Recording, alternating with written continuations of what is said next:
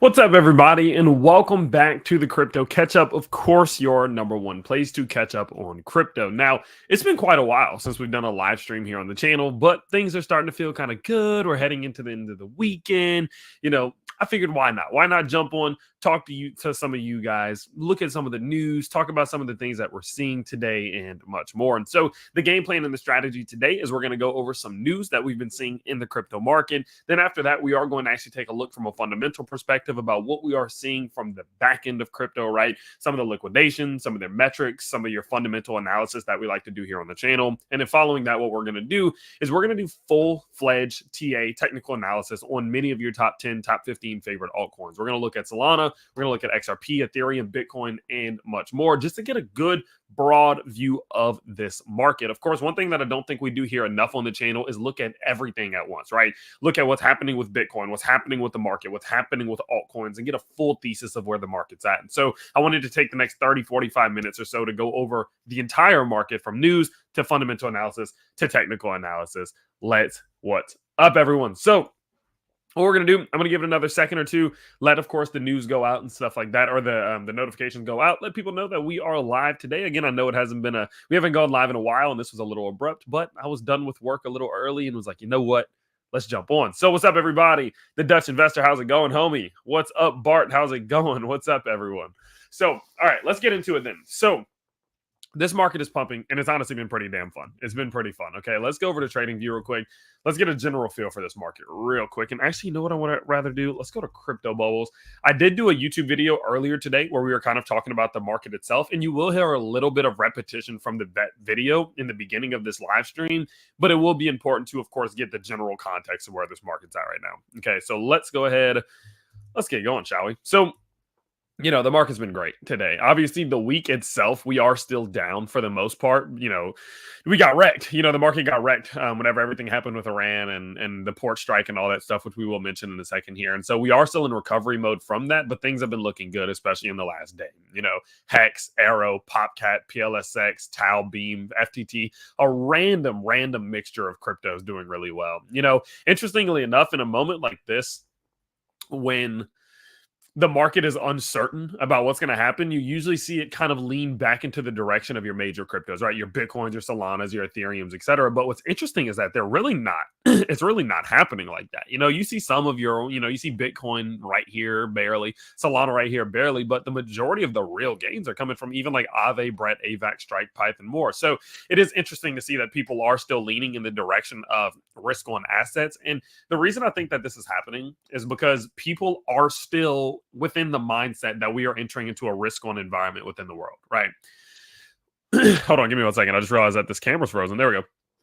So, I still do think that we are in a risk-on environment within the world. I think, of course, with interest rates coming down, I think with those types of things, people are still confident that their more risk-on assets will do better, and that intrinsically should bring value to altcoins. And so because of that, it seems to me like people are still kind of invested and excited about some of your smaller caps, driving a lot of momentum to them. Now, there has been some good news. Okay, there has been some good news as to why this market is moving in an upwards direction, and it's been kind of an accumulation of a couple things. So one thing that we can see is that many of your world leaders, although everything that did happen with Iran recently, it could have gotten it. It was bad, don't get me wrong, but it definitely could have been way, way, way worse. It seems like many of our world leaders are kind of like de-escalate things. I will say, and this is just my personal opinion, it does truly feel like the world leaders in general right now are trying to not let this escalate into full-blown World War III. I think people can say what they want.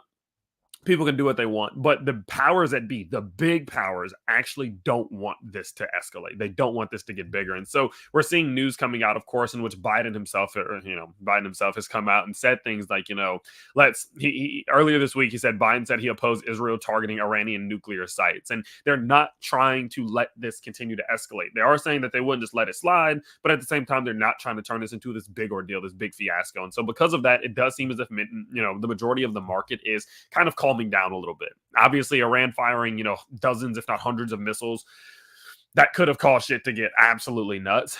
It seems as if that may not be the case. And I think everyone, for everyone's sake, would rather that just not continue to get worse and worse and escalate into, the US stepping in, China stepping in, whoever it may be, right? And so because of that, people are somewhat relaxing a little bit due to the fact, again, that we aren't seeing that we aren't seeing there we go that we aren't seeing some of this escalating past it. Now, on top of that, some other good news that we've gotten recently was that the port union agrees to suspend the strike. Now, as many of you know, there recently here in the United States, southern United States specifically, there was a strike in the ports. So what was happening was that many of these people who worked in the ports were saying, look, we're not getting paid enough, we don't like our conditions, etc.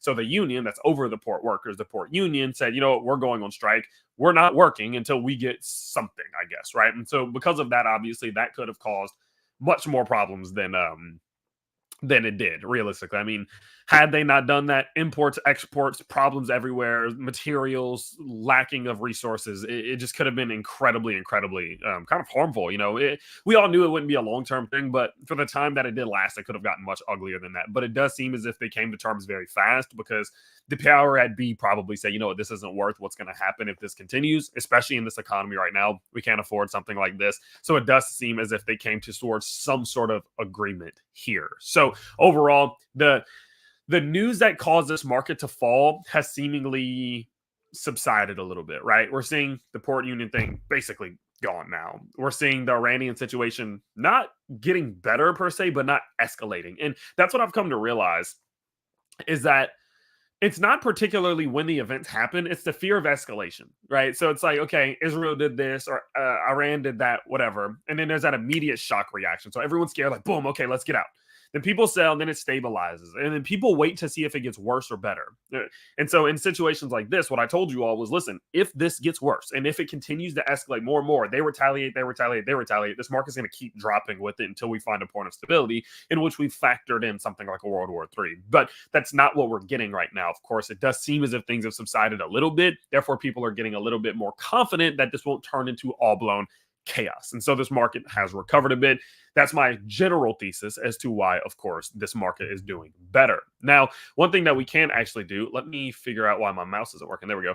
One thing that we can also go look at, we did get some good news that we talked about in this morning's video. Let me find it. So we did get news that CME, the world's biggest derivatives market, the CME group, is looking to launch a physical Bitcoin product. Now, I've talked to you all about why this was so important early in this video, so this is going to sound a little repetitive, but it is important. Now, the reason the CME group launching a physical Bitcoin product is so important is because, first and foremost, this is a massive company. They're worth around $85 million right now, and so obviously tons of assets under management, tons of connections, tons of liquidity. But the reason it is so important is because this is a group that primarily focuses, they have options that are not in this, but they primarily focus on the world of futures, the world of paper trading, or just paper, and derivatives, okay? They're not super big on spot. Now, the difference between the two is that whenever you have, say, a spot ETF, just as an example, okay, which is more of a physical product, right? A spot ETF rather than a paper product, which can be like a derivatives or whatever, or futures trading, whatever. Whenever you have a spot ETF and you're offering it to a client, and that client comes in and they buy the piece of that spot ETF or just a spot ETF in general, you have to actually go out and purchase the underlying asset, which is Bitcoin in this example, in order to be able to fill their purchase. So they're indirectly owning the asset, but you own the asset itself. So therefore, it's like you're physically holding the asset. Whereas when it comes to the future, there's futures ETFs out there where you don't particularly need to own the Bitcoin, in which people are leveraging, if that makes any sense. Now, CME is notorious for being not so much on the physical side, but more into the futures and derivative side, which puts them in a spot in which they provide a ton of, say, volatility to the world of crypto, but not particularly a ton of liquidity, if that makes sense. Now, this is so interesting because if they do this and they do release a physical Bitcoin product, although it doesn't particularly mean that they're going to come out with a spot ETF or something, it means that the way that some product that they're going to come out with settles the transactions has the underlying physical Bitcoin. And so, again, it doesn't mean they're particularly going to buy it directly, or they're going to be offering a spot ETF into which you can just indirectly just buy it, right? But maybe there's going to be a way in which one of their products, whether it's more futures or derivatives based, can settle those transactions with the physical Bitcoin itself, which would then be good. Now, why is that good? Because it introduced more liquidity to the world of Bitcoin, not just Bitcoin specifically. It introduced liquidity to the world of crypto in general. And what we have come to realize is that all of these different companies are going to try to get their hands on Bitcoin. And if CME is going to try to approach it in this way, I do think that it could bring a lot of liquidity, which means more buyers, sellers, volatility, and much more. Now, I do think overall this would be a net positive. And I think I'm watching on 2x speed to catch up. I do overall think this would be a net positive for the world of crypto. And so I am looking forward to them giving us more information on this. I don't think people are really grasping just how big this could be within one of the biggest derivatives, markets ever, realistically, ever coming in and possibly entering more into the world of spot Bitcoin, physical Bitcoin. I think that's big. I think that's important. And so because of that, I think that's some fantastic news. And overall, it's just another piece of it. Now, from more of a fundamental perspective, not only are we getting good news about Iran, not only are we getting good news about, the ports, etc. One thing that we're also seeing is that miners are starting to hold, and we're getting a lot of announcements that miners are starting to hold. So one thing that we can see, let's go down. I retweeted it. Feel free to go follow me on Twitter. I need to do better on Twitter. But earlier today, we got this from Cleanspark, and they basically came out and said that they had mined 493 Bitcoin in September and sold only 2.5. Now, it wasn't just them. There have been some other publicly traded Bitcoin miners that also have held the majority of the Bitcoin in which they mined. Now, you may say, Tyler, well, why is that important? Well, the reason this is important is because the miners really have a lot of dictation of what happens in the world of crypto. They're very important, right? And especially after halvings, you always start to wonder, are the miners going to start tapping out? Are they going to start clocking out? Obviously, they're not generating as much money per se. And so because of that, you get a little bit, curious, maybe even concerned about the impact that they're going to have on the market. Are they going to be mining all of this Bitcoin and rather than keeping it, not increasing the circulating supply, are they going to start selling it and increasing the circulating supply? And so in moments like this, in which we see some of these miners mining this Bitcoin and keeping it, not selling it on the open market, it's a good thing because one, it reduces sell pressure, but two, it shows that some of these people who are the core, a part of the core fundamental development of crypto are still holding because they're bullish. It's a good sign. It's a good sign. And so because of all of these things combined, I know this has been very long-winded, but because of all of these things together, it does feel as if there is a lot of bullish intrinsic value being added to the market right now compared to, say, Monday. And with that in mind, obviously, a lot of people have more and more bullish conviction, leading them to start buying and more. And so overall, 12 minutes later, that is the reason why this market is moving upwards. It's not quite simply as just, crypto go punktober, right? Oftentimes there are fundamental reasons why this market moves upwards, and we like to identify them here on the channel. So guys, of course, if you are new to the crypto catch up, make sure that you do subscribe. And we are going to now shift into more of a fundamental analysis side of things where we talk about what's happening behind the scenes in the world of crypto. Now, let's go over to CoinGlass, get an idea of what's happening here. This will help us form our thesis. Now, what I'm going to do a basic fundamental breakdown. I'm going to show you guys fundamentally what I look at every single day just to get an idea of where I think the market's at. And the first thing I always like to do is go to the Crypto Fear and Greed Index. It's very stereotypical and cliche, but it is something that's important to watch out for, especially if you can track it every day. So what we're seeing right now is this market rebound back to the neutral zone. Just yesterday, we were in fear. The day before yesterday, we were in greed. And so we definitely can see that this market has been incredibly volatile, but not even just from a price perspective, but consumer sentiment, or not really consumer, but investor sentiment, right?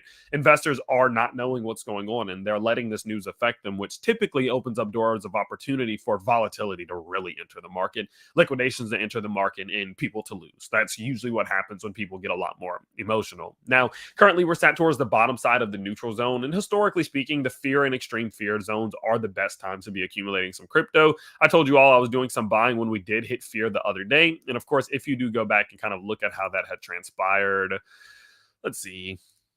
It was around roughly back here. And of course, we have seen a little bit of a pump since then. I told you all in that video that, hey, I'm not buying a lot, but I'm buying some because I buy every time this market hits fear, and it's continued to work out well for us. So congratulations. But overall, with this market being extremely volatile, we can see, that people are starting to move rather irrationally. Now, one thing, what's up, everybody? By the way, shout out to everybody who's in here. My guy, Clean Bins, Bernie M, Zach Stevens, Bart, El Chingon. What's up, everybody? Welcome in, welcome in. Now, what are people doing as a result of them being scared? Okay, this is what I like to do. I like to figure out how do people feel, and then what are they doing as a result of it? And what we can see here is that over the last 24 hours, things have started definitely shifting a ton. So 24 hours ago, when we looked at this, which is called the visual screener, and you know what? Let me do that. I think that's better for you guys. There we go. So we're looking at something right now called the visual screener. Okay, now what the visual screener does is it shows you what investors are doing. Are they entering on long trades? Are they closing short trades? Closing short trades, closing long trades? Like, what are they doing, right? And now when everything started to pick up, this was about 48 hours ago, we saw a 50-50 split or a 25-25-25 split. A fourth of people were closing their shorts, a fourth of people were entering shorts, a fourth were entering longs, a fifth were closing longs. Basically, no one knew what was going on. Everybody was freaking out. And because of that, this market was just all over the place. We saw volatility like a mother effer. I mean, it was crazy. You go to the hourlies and just go look back at what was happening. It was around this time where this market was literally just going up and down, up and down, up and down, up and down. And people were getting liquidated to the top side and liquidated to the bottom side over and over and over again. Now, what we're seeing right now are things kind of shift a little bit.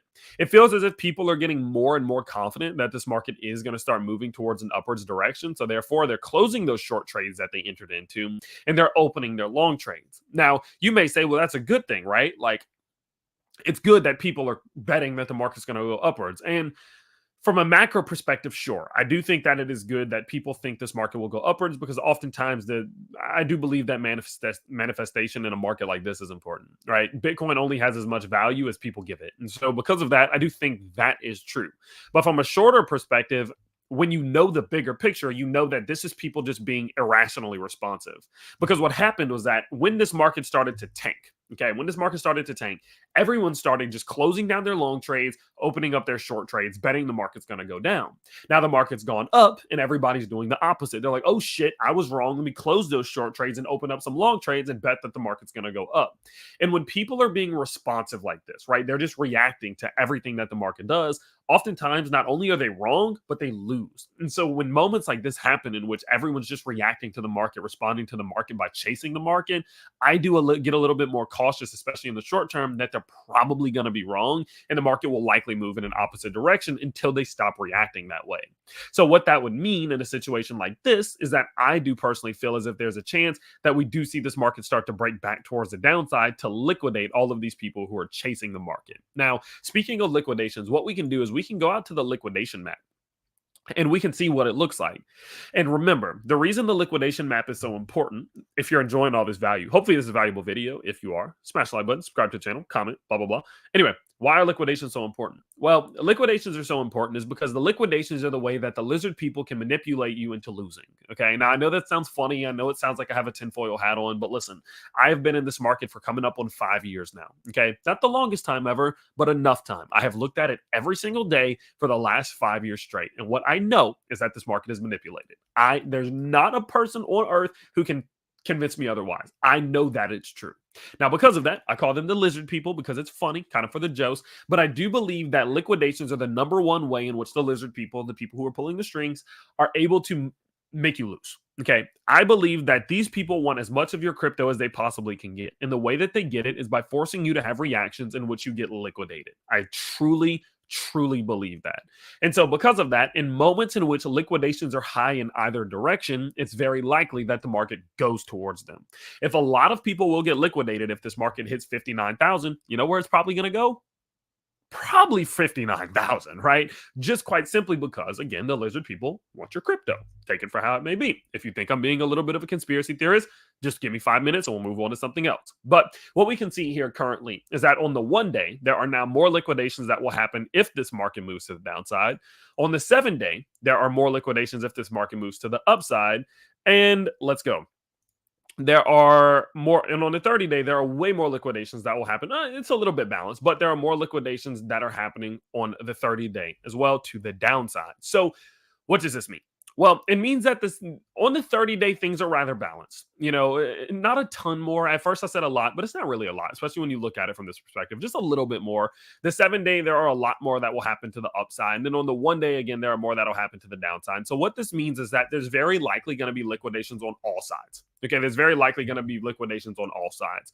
Bulls are going to get liquidated. Bears are going to get liquidated. And what that likely looks like is this price not continuing the movement in which it's doing right now.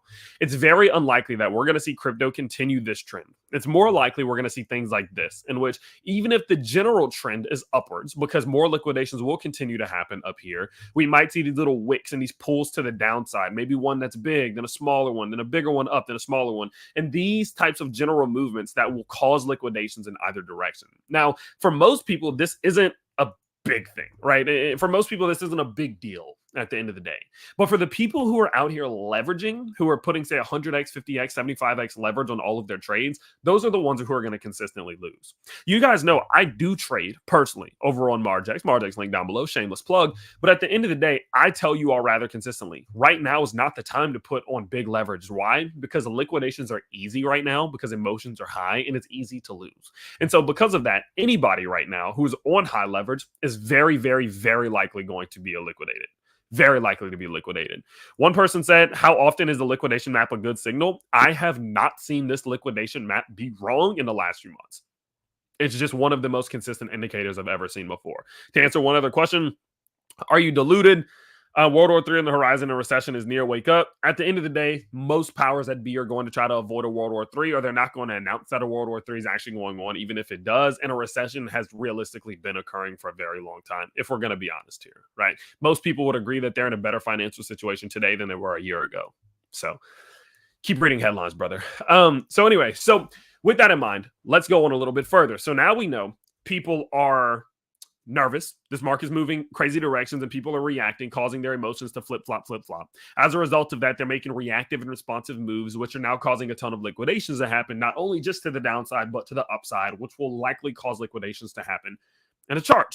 So the next question is, well, in general, we can't even figure out what's going to happen in the short term. It might go down a little. It might go up a little bit. There's too much mush. There's too much mud, realistically. What we have to do is we need to zoom out. That's the best we can do. We have to just zoom it on out and see, okay, well, what's happening from a grand scheme of things, okay? And remember, this is the exact system and exact thing that I do every day when I'm looking at this market. So what we're going to do now is we're going to go to the RSI Heat Map, and we're going to go as far out as we can, which is the weeklies. What this tells us is from a macro perspective, where are we at? From a macro perspective, are things overbought? Are things oversold, overextended up, overextended down? You can't really, the bullshit and the mush and the mud and the mush and all the shit that happens on the short term can't really affect this all too much. This is a good way to avoid emotions, okay? And what we can see right now is when you look at your RSI heat map, it tells you where your top 100 cryptos are from an RSI perspective. Remember, your RSI is your relative strength index. The easiest way to remember it.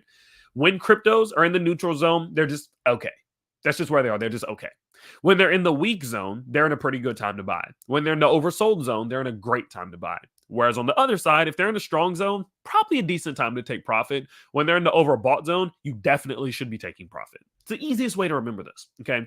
And what we can see right now is that the majority of our cryptos, currently speaking, are just within the neutral zone. They're like not in the best buy zone right now. They're not really in a sell zone right now. They're not in the best zone, realistically. They're just there. And so what that typically means for me when I see this is that, look, I'm not going to do much. Let's combine all these metrics that we've just talked about. The market is crazy. People are reacting crazy. Emotions are high. A lot of liquidations are about to happen. And these cryptos realistically aren't even in a good spot to buy or sell. So the best thing that I would do right now is just avoid all this shit in general. I did my purchasing when things were sold, when they were too far down. And now I'm just going to sit back and let this chaos ensue. If this person wants to do this and that, and that, let them. If you're going to get liquidated, go get liquidated. I'll just sit back and watch. At least, or at most, I might do a little bit of buying here and there for some of the ones that are a little bit more overextended down, right? If we do go look at this, you know, DOT, for example, is oversold.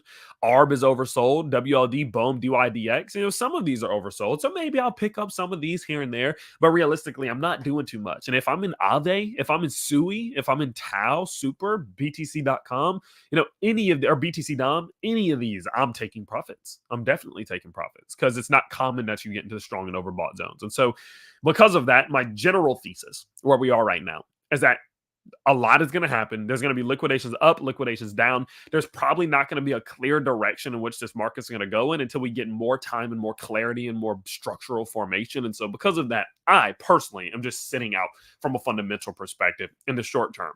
The long term, bullish. I still believe it's bullish, but that just means that instead of me taking profits right now, I'm just going to sit back and watch and let the purchases that we did throughout the bear market, that we did throughout the summer lull, we're just going to allow those to fester and allow them to cook, allow them to grow, and hopefully catch some momentum and catch some gains as this market moves higher.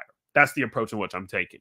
Now, to kind of put more on top of this, okay? So we've looked at the news, which we know is bullish, and from a macro perspective, things like the CME group, what's happening with the ports, all that, that's all good. So we know that things are bullish in a macro sense from a grand scheme of things. Let's see what's going on from a technical perspective when we look at these specifically. Okay, let's see what's going on with these specifically. So let's start with Bitcoin because we are still in Bitcoin season, I believe. Let me see. Altcoin season index. I do believe we're still in Bitcoin season. Yeah, we are still in Bitcoin season. Maybe not all the way, maybe not as much as we were, but we definitely are still in at the mercy of Bitcoin. Now, what we can see here and what I was talking about, what we're going to do right now is we're going to do some technical analysis on a lot, maybe like 5 to 10 different cryptos. So get ready for that. Guys, also don't forget, I know we've been talking about leverage. If you do want to trade some cryptos on up to 100x leverage, which I don't recommend right now, keep it 5x, 6x, whatever. You can check out my Margex link down in the description below. You don't have to KYC to trade on their platform. It means you don't need to give them any of your personal information. You just sign up, you start trading, and you're going to get up to $10,000 in bonuses. I am obviously an affiliate partners of theirs. I do benefit if you do sign up and start trading, obviously speaking, but feel free to check it out down below if you don't want to KYC and trade on some leverage. Now, what's going on from a technical perspective? So what we can see here is that Bitcoin is currently doing something that's called a backtest. Now, backtests are incredibly important because they really determine what's going to happen. Okay, they really determine what's going to happen.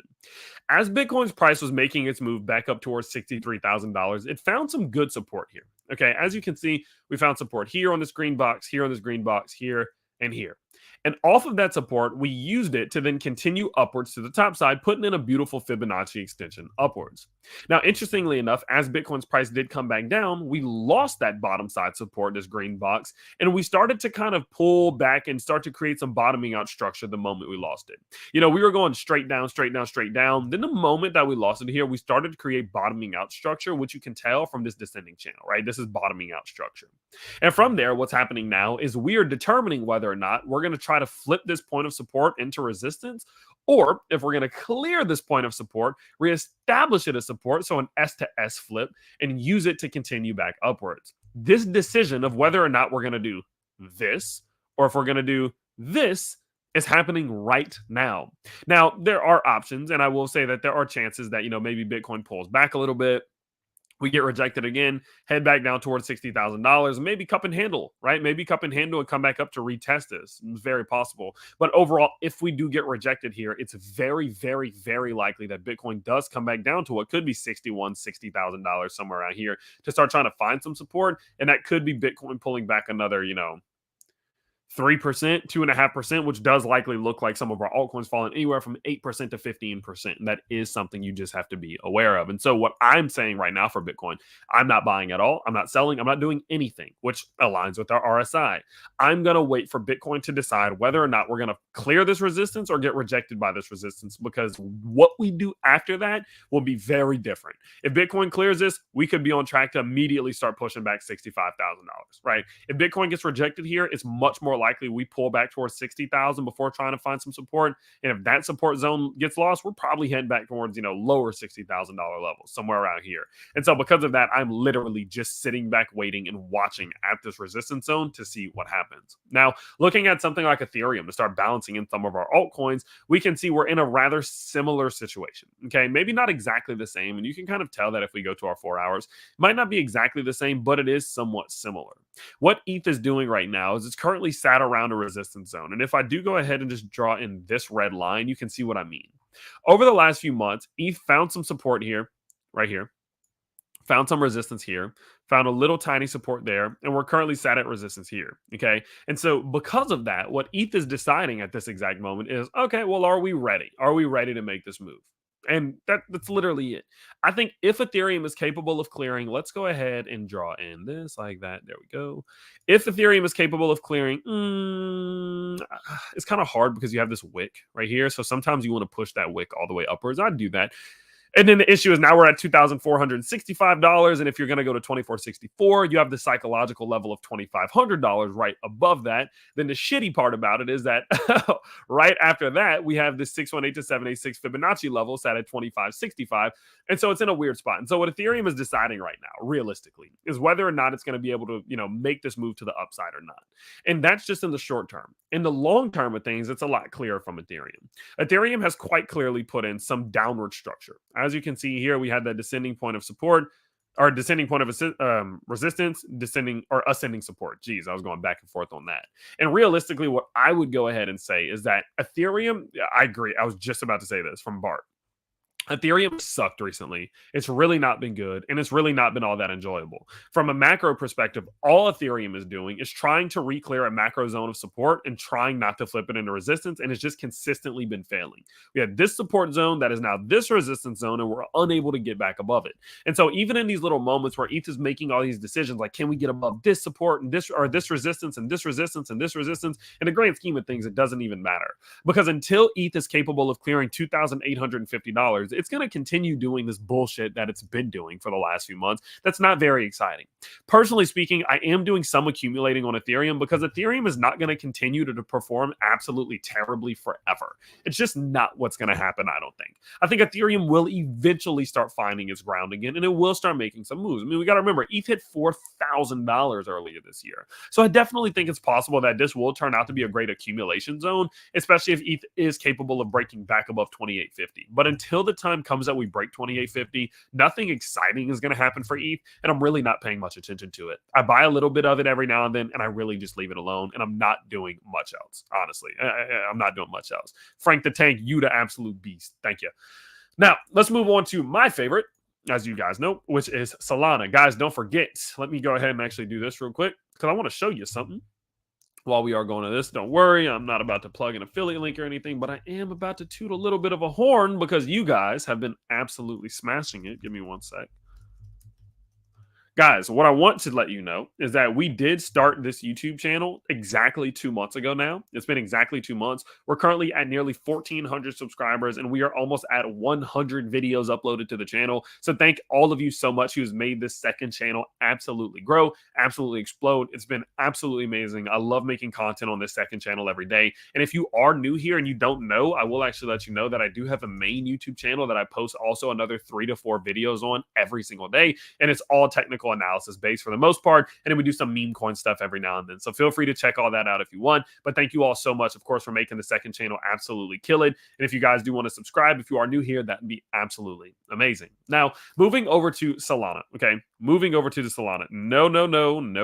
I am not backing that up, Zach Stevens. No shot. So what we can see here is that Solana is still within this range. Okay, Solana from a macro perspective has also been boring, just not as boring as ETH, but it's also still in this range. And so what I have said rather consistently for Solana is that while we are close to this red zone, while we are either in or close to this red zone, I'm doing some accumulating because I do think this red zone is going to hold support. I genuinely don't think Solana is going to fall through this unless we go into I think it would take a bear market, honestly. Like, I think it would take a bear market to pull us down there. And the reason I say that is because all of these events that have occurred throughout this year, right? Whenever we saw everything that happened initially with the conflicts, right? In the war talks that we saw earlier this year, the things that we saw in Syria while I was out in Dubai, that was scary. Everything that we saw back in around July and June when this crash happened, obviously everything that just happened a couple of days ago, right? None of it has been able to make Solana lose $120 consistently. And I just don't think Sol is going to lose this level. I just don't personally. And so what I've been doing is while Solana is roughly around it or roughly in this area, below $150, I have been just doing some buying, just consistent dollar cost averaging. My average cost for Solana right around February was around $27, maybe 26 or $27. I think now it's like $32 or so roughly. And I say this in obviously the most humble way possible. I'm not trying to flex. I'm just trying to put it into perspective how much buying I have been doing around the zone. For my average cost to go from $26 to $32 when I have a good bit into the 6 figures worth of Solana, it takes a lot of buying. And so just to put it in perspective, in these moments in which Solana has been hitting some of these lower support levels, I've been buying. Okay. And so because of that, my general thought process here, and the reason I'm buying like that is because I think eventually Solana will break the green box. I think eventually Solana will break the green box. use this macro point of support to continue back upwards. And I do think Solana will hit 350 to 400 bucks. Hello, Florence. How's it going?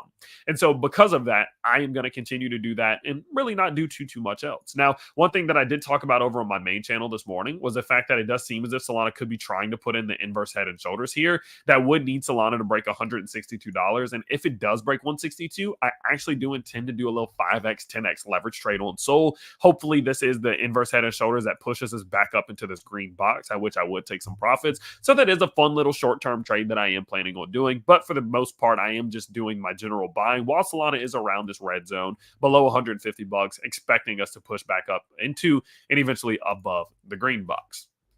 That's my general thoughts there. Let me get some water, getting a little bit of dry mouth. Don't forget to stay hydrated, everybody.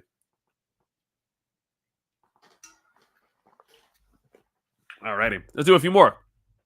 The next one that I want to look at, let's look at ICP. That's KASPA. Let's look at ICP and see what that bad boy's up to. Oh, sorry, guys. I don't have my glasses, so I can't see. That's XRP. That's KASPA. I cannot see these little things. Oh, here we go. Okay. What's ICP up to? Man, did we call this bad boy or what, guys? I mean, dude, I'm talking about we called this shit on the money. So one thing that I told you all in the last video was, listen, let me get rid of this. There we go. So I told you all that, look, ICP's price currently was sitting on an ascending support level. And I said, look, while ICP is struggling to maintain this resistance zone, there's a chance that it falls below this white line. I said, if it falls below the white line, it's very likely to come back towards this red box as some support because this is its bounce zone. When cryptos build support levels that are ascending like this, what happens is that when they lose the support level, they'll go back to the most recent times that they touched the support level. So when you fall through a line like this, you're going to go back to the times that you most recently touched the line, which was this little red box right here. And ICP did exactly that. Now, what's going to happen now is ICP is going to try to come back and clear $8.86. It's going to try to use this as a bounce zone and bounce back above $8.86. And if it's unable to, what's going to happen is it's going to pull right back towards $6.90 to retest this key point of support. Those are the only two options it has right now. Use the support to re-clear $8.86 and try to work its way back up to some of these higher levels, or lose this support and continue back towards $7. And so what I'm doing right now is a whole bunch of nothing. I did a little bit of purchasing on ICP right here, a tiny bit of purchasing on ICP right here. Let me zoom in a little bit so you can see better. There we go. I did a little bit of purchasing on ICP while it was in this red box. And now that it's out of the red box, I'm literally just leaving it alone. Maybe it pulls back a little bit, tries the cup and handle here or something like that. And then, maybe makes a break for the upside. I don't know. But I definitely am not doing a little bit. Illuminating, I talked about Solana maybe 6 or 7 minutes ago. Just go back a little bit. But overall, I'm just not doing much because I want to see more clarity from ICP. Buy on the red boxes and leave it alone. That's my strategy right now while it is interacting with these key support levels. So for ICP, not doing a ton right now. Looking at JASMY, let's see what this bad boy's up to. So JASMY right now is in a pretty good spot. I would actually say that I think JASMY is in a bit of a buy zone. And the reason that I say that is just because it's on macro support. So what we can see here is that it's on this macro support level here.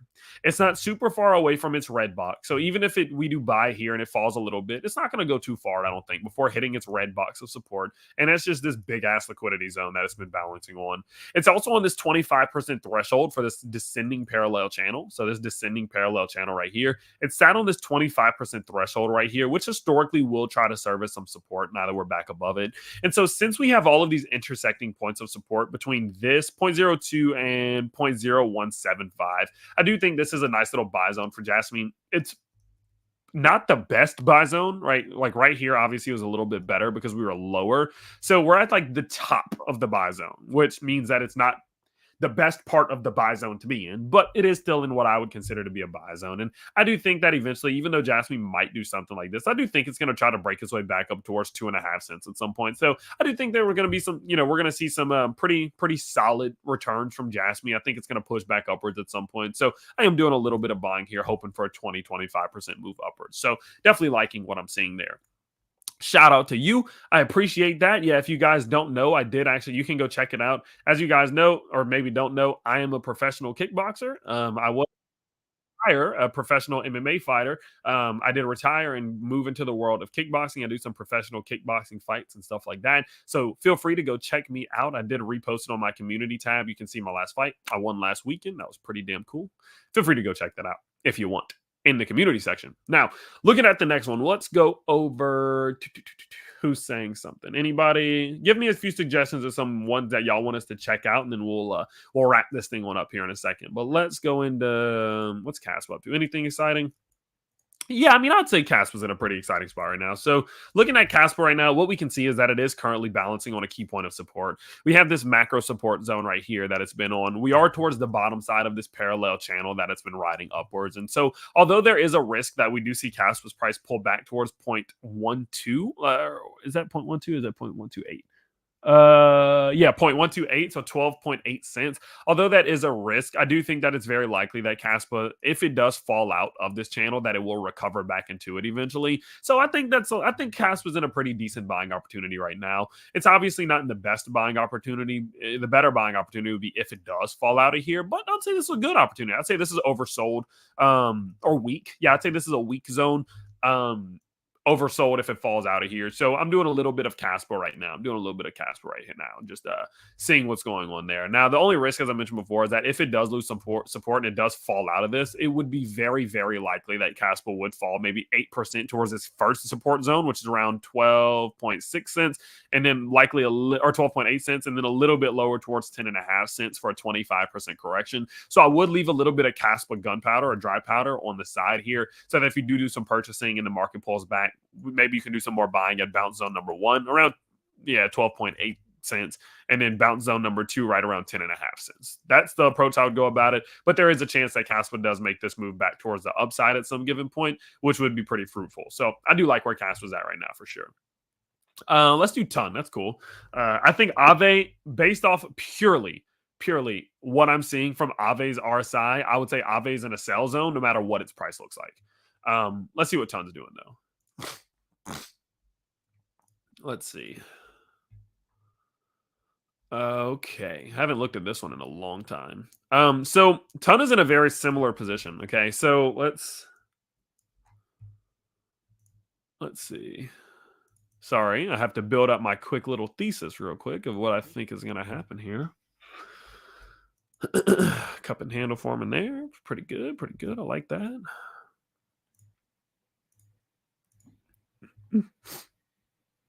Let's see. Yeah, I mean, I think Ton's in a pretty good spot. Okay, let me explain to you the thought process that I had just now. So, and you can even kind of see how my brain works when I'm looking at these things. So, what I see here from a macro perspective is that Ton recently came back down to a key level of support and held it, which is a good sign. When you hold key levels of support like this, the likelihood of you being able to build an uptrend off of it is very high. Okay, so obviously it has a good foundation for this move that it's in right now. But on top of it, there are a couple threats. Okay, threat number 1 is the fact that we have this descending level of resistance sat right above us, which easily could push the market back towards the downside or Ton back towards the downside. So that is something to consider. But what's beautiful is that as we are getting impacted by this, descending level of bearish liquidity, right? It's pushing the price down. We are seemingly forming some sort of bullish structure, which looks to me like a cup and handle pattern.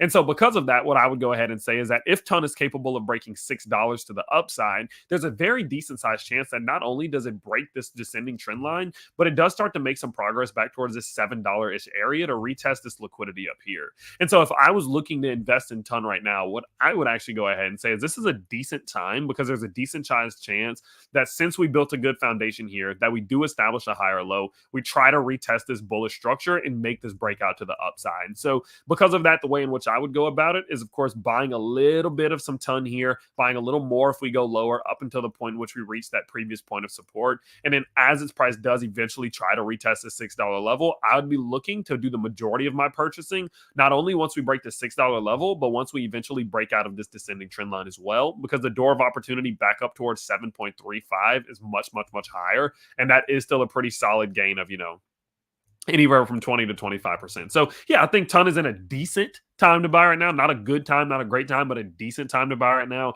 And if it does go lower, it's a better and better and better time to buy because again, it does have a good foundation here that should try to give it a push back up above this macro structure here. So that's what I'm thinking. That's how I'm feeling. Now, what is your favorite crypto wallet? Been looking at Tangem Card. Yeah, I think that's pretty cool. I use Ledger. I have used Tangem. I do think that Tangem is pretty decent, but I didn't use it a lot. But I am a Ledger guy as well, and I do use a lot of cold wallets. So overall, that's kind of my thoughts. Feel free if you guys have any quick questions that you would like to ask, you can feel free to leave it there. We'll do a quick 2 or 3 minute Q&A before we wrap it up here. And I would like your guys' opinion in the live stream chat. Is this something you want me to do more often? Maybe at the end of every week, like go over a recap of what's happened in the news, what's happening in the market, do some technical analysis. Is it beneficial? Like, do you feel like this is some well-spent time? Let me know in the chat and we will get into it. And guys, don't forget, while you are down there, if you do want to do some leverage trading, you can check out Margex down in the description below. What do you have maybe come to realize with this channel? My current strategy, and I'm just going to be kind of transparent and honest here. It's very common and frequent to have channel sponsors, right? So you have people who come on and they pay for a space or minutes on your channel, whether it's a full video, an integration, an ad, etc. My current game plan with this channel is I would like it to be ad-free, sponsorship-free, meaning that I don't take on sponsors unless they're like massive, right? If it's like a Coinbase or like Ledger or something like that, I would do it, obviously, because I find a lot of value in those products. But I don't really want to like do sponsored reviews of cryptos and stuff on this channel. It's just not the approach that I'd like to take. And so what I do is, of course, have like affiliate partners, whether it's like credit cards or whether it's exchanges and things like that, because I can receive passive income from that. And I do think that it's very minimal risk. There's like not a ton of risk there. There's no chance that if I do a sponsored review on a product that or a company or a project, even if I do a ton of research and make sure that the due diligence is correct, that they don't rug pull, like it mitigates full risk that, you know, something on this channel will end up being a scam or a rug pull or whatever, even past the limits that I do. So I will be doing a lot of promoting, you know, exchange links and affiliate links and stuff like that, but I don't have any intentions of doing sponsored content unless it's, again, a very big company that I think is very safe. And so that's kind of the strategy. So don't get annoyed with me if I do promote, you know, affiliate links and stuff like that. It's just a better approach, I would say. And it doesn't put you at risk. You know, that's the way that I see it. It doesn't put you at risk. So I hope you guys are okay with that. But overall, it doesn't seem like you guys have any questions that you want to ask right now. So of course, I do appreciate you all for tuning in. As I mentioned before, I would love to do one of these maybe every week, at the end of every week, kind of just do an update and a recap of what's happening in the world of crypto. So if you do enjoy that, the easiest thing you can do is just like these, okay? Just like these live streams, comment on these live streams, comment in the live stream chat. It really helps a ton. And if you are new here, don't forget to subscribe on your way out. But overall, of course, I hope you guys did enjoy, and I can't wait to see you all